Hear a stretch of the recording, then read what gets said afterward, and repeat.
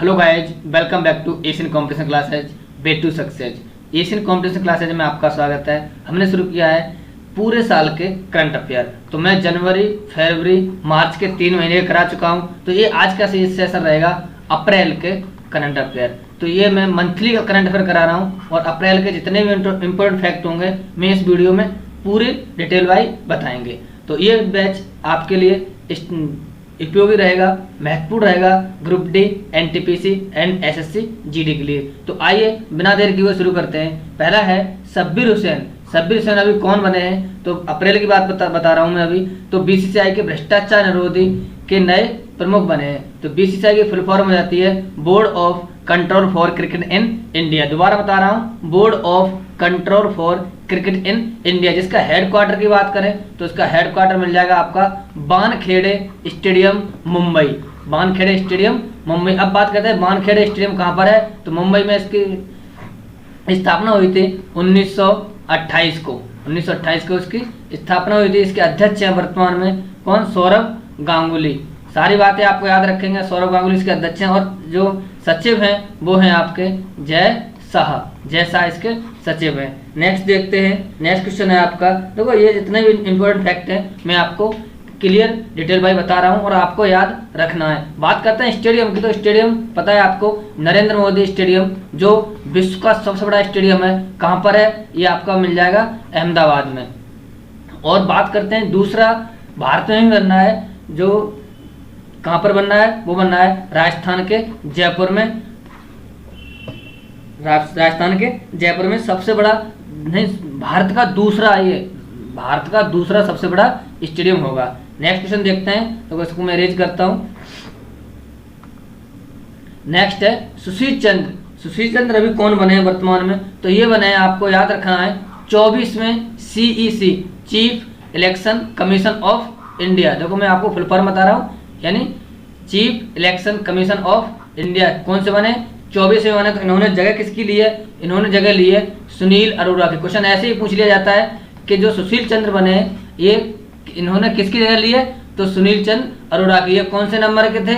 ये 23वें नंबर के थे और ये बने 24वें नंबर के Sushil Chandra chief election of India के नए अध्यक्ष। अब बात करते हैं जो इलेक्शन आयोग है, इलेक्शन कमीशन आयोग है, ये संविधान के कौन से एक्ट में इसका वर्णन है? तो आंसर हो जाएगा आपका 324 से 329 के तहत इसका वर्णन किया गया है। अब बात करते हैं कब बने ये। 12 अप्रैल को इन्होंने त्यागपत्र दे दिया और 13 अप्रैल 2021 से सुशील चंद्र भारत के इलेक्शन कमीशन होंगे।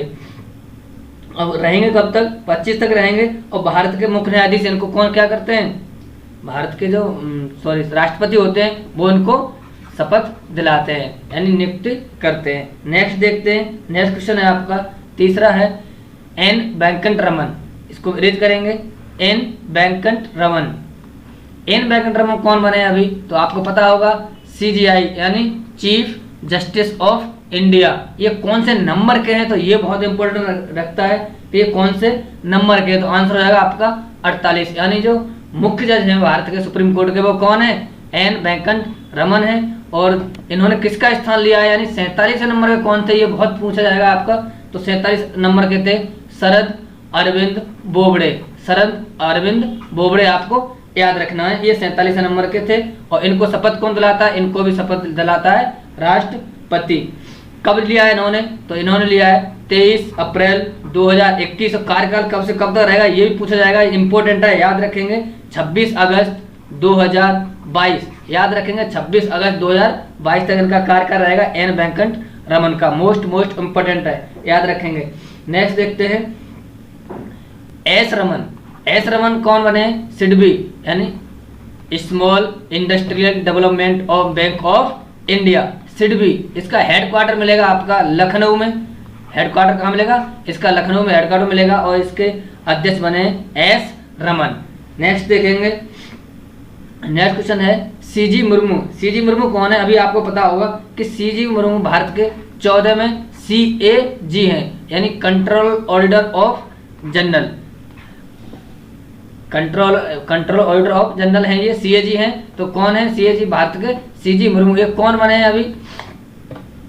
कैग बने हैं। तो आपका आंसर हो जाएगा CAG। देखो ये हिंदी में है। नेक्स्ट देखेंगे। नेक्स्ट है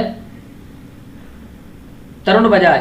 तरुण बजाज कौन बने हैं भारत के अभी वर्तमान में? ये हैं तरुण बजाज कौन है? राजस्व सचिव बने हैं। बनना में याद करते चलेंगे और बहुत सारे क्वेश्चन होंगे इस वीडियो से, कम 200 के समथिंग में क्वेश्चन यहाँ पर कवर करूंगा। नेक्स्ट है सिद्धार्थ सिंह लॉन्गजाम। सिद्धार्थ सिंह लॉन्गजाम कौन बने? ये बने नाडा। नाडा की फुल फॉर्म होती है NADA यानी नेशनल एंटी डोपिंग एजेंसी। इसके DG जनरल डायरेक्टर बने हैं कौन? सिद्धार्थ सिंह लॉन्गजाम, याद रखेंगे। नेक्स्ट है के विजय राघवन। के विजय राघवन कौन बने? तो ये बने प्रधान वैज्ञानिक सलाहकार, यानी जो राष्ट्र प्रधानमंत्री के मुख्य वैज्ञानिक सलाहकार कौन बने? तो वो आंसर हो जाएगा विजय राघवन। नेक्स्ट है Sanjeev Kumar. Most important AAI airport authority of India. Airport authority of India के कौन बने? ये अध्यक्ष बने हैं। नेक्स्ट देखेंगे सौरभ गर्ग। सौरभ गर्ग कौन बने? ये बने आइडेंटिफिकेशन अथॉरिटी ऑफ इंडिया, यानी जो हमारा आधार कार्ड से संबंधित है, इसके अध्यक्ष बने सौरभ गर्ग। नेक्स्ट है अतीश चंद्र। अतीश चंद्र बने भारतीय खाद्य निगम के चेयरमैन।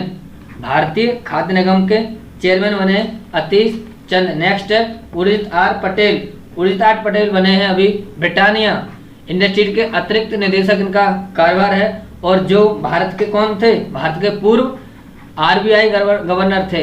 भारत के पूर्व RBI के गवर्नर थे कौन? उदित आर पटेल। अब ये क्वेश्चन पूछ लिया जाता है, ये कौन से नंबर के गवर्नर थे? तो ये थे 24वें नंबर के गवर्नर। और अब कौन से नंबर के गवर्नर हैं? तो अब हैं शक्तिकांत दास 25वें नंबर के गवर्नर।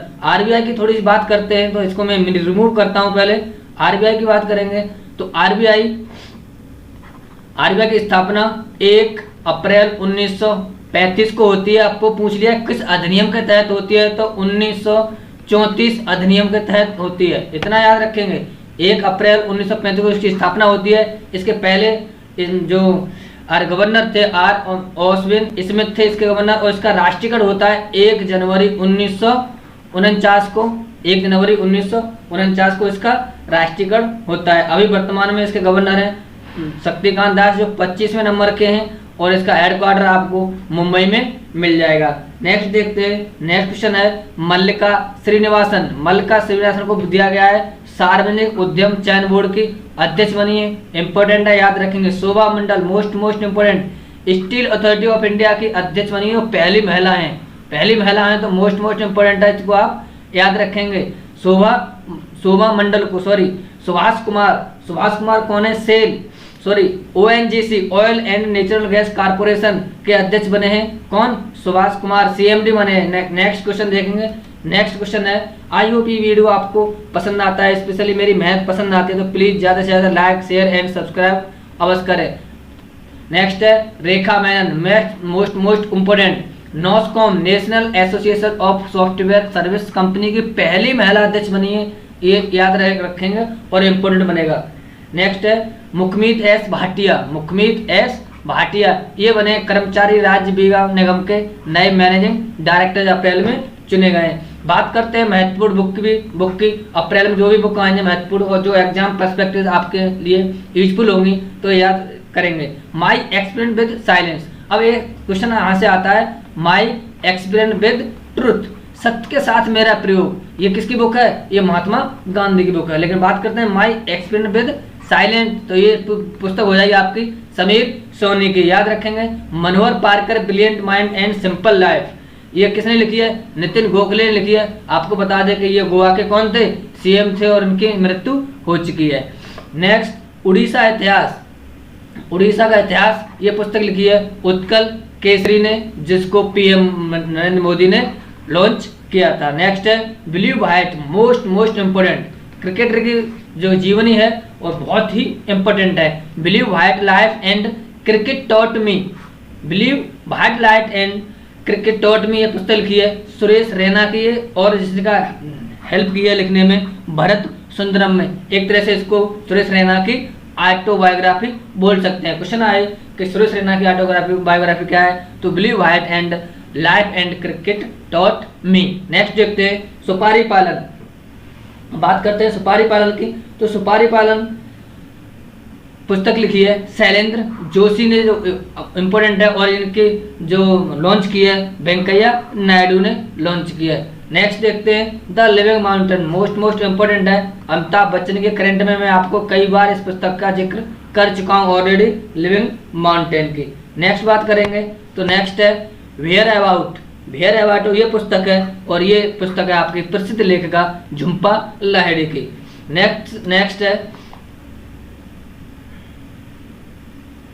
इंटरनेशनल। अब बात करते हैं अवार्ड की, तो अवार्ड में बात करते हैं इंटरनेशनल रेंजर अवार्ड 2021 किसने जीता है, तो ये जीता है राजाजी टाइगर रिजर्व के रेंज अधिकारी महेंद्र गिरी ने। याद रखेंगे महेंद्र गिरी जो कहाँ के हैं, ये राजाजी टाइगर रिजर्व कहाँ पड़ता है, उत्तराखंड में पड़ता है, और ये इंटरनेशनल रेंजर अवार्ड जीतने वाले व्यक्ति हैं भारत के महेंद्र गिरी। नेक्स्ट देखते हैं सरस्वती सम्मान 2020 किसने जीता है, मोस्ट इम्पोर्टेंट जो मराठी लेखक है, किसने जीता है, शरद कुमार लिम्बा ने जीता है। किस पुस्तक के लिए जीता है, तो सनातन बुक के लिए इनको दिया गया है। नेक्स्ट है बिहारी पुरस्कार, तो बिहारी पुरस्कार दिया गया है मोहन कृष्ण बोहरा को। बिहारी से बोहरा याद रखेंगे, इंपॉर्टेंट रहेगा।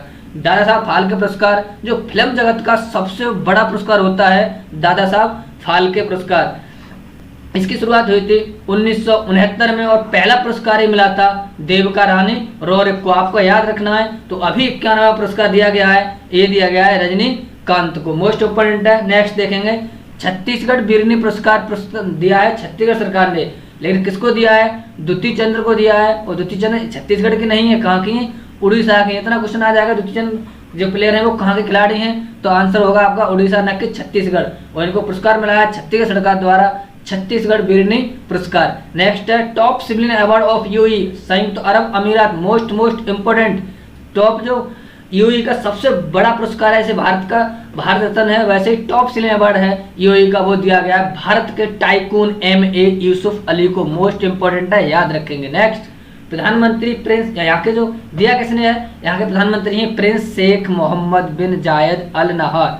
बहुत छोटा सा नाम है ना, यूएई का प्रिंस नाम है प्रधानमंत्री का, ये याद रखें। प्रधानमंत्री का यहाँ के वो सुपर तो होते हैं ना। नेक्स्ट सर्वाधिक नामांकन फिल्म, अब बात करते हैं वाफ्टा, सॉरी ये थोड़ा सा स्पेस कम होने की वजह से बाफ्टा किसके द्वारा दिया जाता है, ब्रिटिश एकेडमी द्वारा दिया जाता है, और ये इस बार 2021 में कौन सा संस्करण था, ये 74वां संस्करण था। मोस्ट याद रखेंगे, इतना जरूर याद रखेंगे, 74वां संस्करण था बाफ्टा का, बस ठीक है। अब इसमें जो मोस्ट फिल्म है, इस बार मैं बता रहा हूँ बाफ्टा और ऑस्कर दोनों में सेम फिल्म नहीं है, तो आपको याद करने में बहुत ही आसानी होगी, कोई नया नाम ज्यादा ऐड करने को नहीं मिलेगा, जो ऐड है मैं बता दूंगा।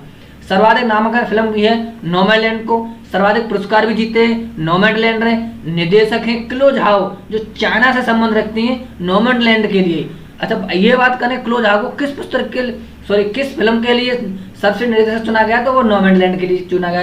क्लो झाओ है कहाँ की, चाइना की। नेक्स्ट अभिनेता एंथोनी हॉपकिंस, मोस्ट इंपोर्टेंट ही है, इसको तो वो सुपर फिल्म रही है, सबसे ज्यादा सबसे फिल्म रही है नोमैडलैंड, लेकिन इनको नोमैडलैंड के नहीं दिया गया है एक्टर का पुरस्कार, किसको दिया गया है, अभिनेता को पिक्चर द फादर के लिए दिया गया। ये याद रखेंगे, ये इंपॉर्टेंट है, यहाँ बच्चे कंफ्यूज होंगे, है ना। अभिनेत्री फ्रांसिस मैकडॉर्मेंट, इनको नॉर्मैंड के लिए नोमैडलैंड के लिए ही मिला है, लेकिन ये याद रखेंगे अभिनेता एंथोनी हॉपकिंस, इनको किस पिक्चर के लिए मिला है, बाफ्टा अवार्ड, तो इनको मिला है फादर के लिए, न कि नोमैडलैंड की। फिल्म प्रसिद्ध रही है वो रही है नोमैडलैंड। नेक्स्ट है, अब बात करते हैं ऑस्कर अवार्ड की। देखो ये ऑस्कर अवार्ड कौन से नंबर के, ये मैंने कहा क्योंकि बाफ्टा थे 74वें नंबर के और ये है 93वें नंबर के। ये अमेरिकन कंपनी अमेरिकन इंस्टीट्यूट द्वारा दिए जाते हैं। ऑस्कर तो इनका इस बार संस्करण रहा है 93।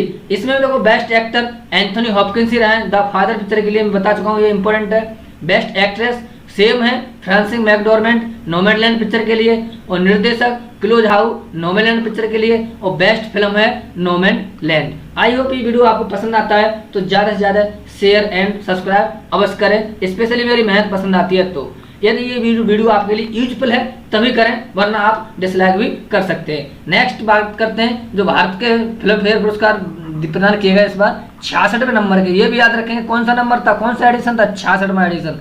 तो फिल्म फेयर पुरस्कार 2021। बात करते हैं बेस्ट फिल्म थप्पड़, बेस्ट फिल्म कौन सी थी, थप्पड़ थी, और बेस्ट निर्देशक थे ओम राउत, इतना याद रखेंगे, बेस्ट निर्देशक कौन थे, ओम राउत थे। बेस्ट अभिनेता थे इरफान खान और अंग्रेजी मीडियम के लिए बस इतना इम्पोर्टेंट है कि जो इरफान खान को फिल्म फेयर का बेस्ट अभिनेता चुना गया, वो किस फिल्म के लिए चुना गया, तो वो चुना गया अंग्रेजी मीडियम के लिए। जब फिल्म कौन सी रही थी बेस्ट फिल्म, वो रही थी थप्पड़। ये याद रखेंगे, यहाँ डिफरेंस है तो यहाँ अवश्य याद रखेंगे। और बेस्ट अभिनेत्री थी तापसी पन्नू, ये थप्पड़ पिक्चर के लिए इनको मिला था। नेक्स्ट बात करते हैं महत्वपूर्ण दिन, महत्वपूर्ण इंपोर्टेंट दिन याद करेंगे अप्रैल में जितने भी महत्वपूर्ण दिन आए हैं। बात करते हैं राजस्थान दिवस, तो ये मनाया जाता है आपका 30 मार्च को। देखो राजस्थान दिवस 30 मार्च को मनाया था। राजस्थान के बारे में थोड़ा सा जानेंगे। ये भारत का सबसे बड़ा राज्य क्षेत्रफल की दृष्टि से। इसके जो सीएम हैं वो हैं अशोक गहलोत और गवर्नर है कलराज मिश्र। इसकी राजधानी है जयपुर और जयपुर को बोलते हैं पिंक सिटी। जयपुर को क्या बोलते हैं? Pink city. जयपुर से अभी मैंने बताया कि भारत का दूसरा सबसे बड़ा स्टेडियम बन रहा है, वो कहाँ बन रहा है? जयपुर में ही बन रहा है, याद रखेंगे। नेक्स्ट है जल दिवस। जल दिवस कब मनाया जाता है? तो जल दिवस मनाया जाता है आपका 22 मार्च को। कब मनाया जाता है? 22 मार्च को मनाया जाता है जल दिवस। अब हम थोड़ा सा इसके बारे में और याद करेंगे।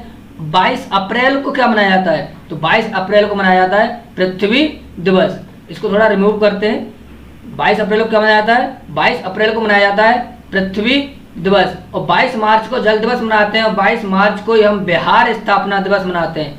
बिहार स्थापना दिवस 22 मार्च को ही हम मनाते हैं। अब बात करें नेक्स्ट है विश्व स्वास्थ्य दिवस। विश्व स्वास्थ्य दिवस कब मनाया जाता है? 7 अप्रैल को। आप कहेंगे क्यों मनाया जाता है? तो 7 अप्रैल को 1948 को WHO वर्ल्ड हेल्थ ऑर्गेनाइजेशन की क्या हुई थी? स्थापना हुई थी। इसी के याद में हम विश्व स्वास्थ्य दिवस 7 अप्रैल को मनाते हैं। तो वर्तमान में बताएंगे WHO का हेडक्वार्टर कहाँ पर है? जेनेवा स्विट्जरलैंड में है। इसकी जो हेड हैं वो हैं टेड्रोस, याद रखेंगे टेड्रोस अधानोम।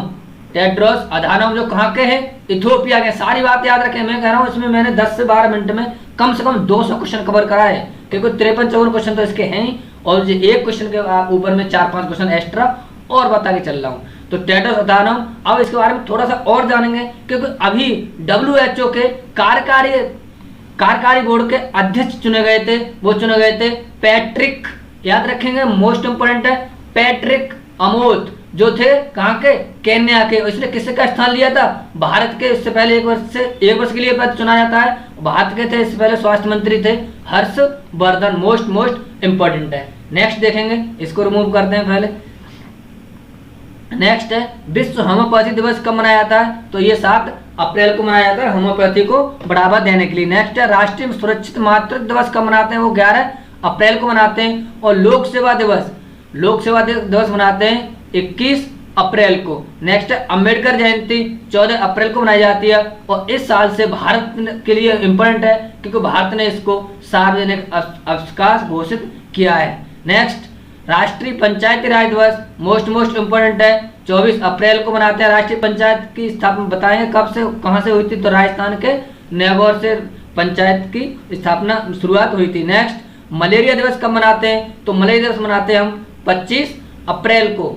मलेरिया दिवस मनाते हैं 25 अप्रैल को। बताएंगे मलेरिया उन्मूलन की अंतिम तिथि कब है? भारत ने क्या डेडलाइन रखी है? तो 2030 रखी है कि भारत 2030 तक मलेरिया से मुक्त हो जाएगा। और टीबी की बात करें तो टीबी से कब की कहा है? तो टीबी कहा है 2025 तक, भारत 2025 तक टीबी से मुक्त होगा। नेक्स्ट है जलियांवाला नरसंहार की 102वीं वर्षगांठ कब मनाएगी? तो 13 अप्रैल को। आपको पता होगा कि 13 अप्रैल को जनरल डायर ने 69 लोगों पर जलियांवाला हत्याकांड में 69 लोगों पर गोलियां चलवाई थी, जिसमें 1000 के समथिंग लोग मारे गए थे। इसी की याद में हम 13 अप्रैल को जलियांवाला नरसंहार की वर्षगांठ मना रहे हैं। Thank you. ये वीडियो आपको पसंद आता है तो प्लीज लाइक अवश्य करें। Thank you watching for all.